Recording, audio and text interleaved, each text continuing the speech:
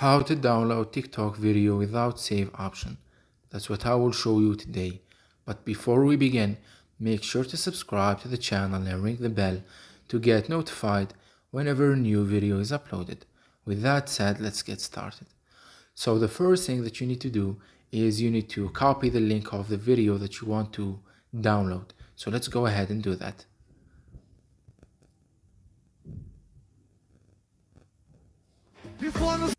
Say for example I wanted to download this video. I will click on the share icon at the bottom right corner and then click on copy link. Once the link has been copied, you need to go ahead and open up any browser you have and search for TikTok video downloader. As you can see, you will get a lot of results, but basically you can choose any one of them as they all do the same job and work the same way. So let's go ahead and do that.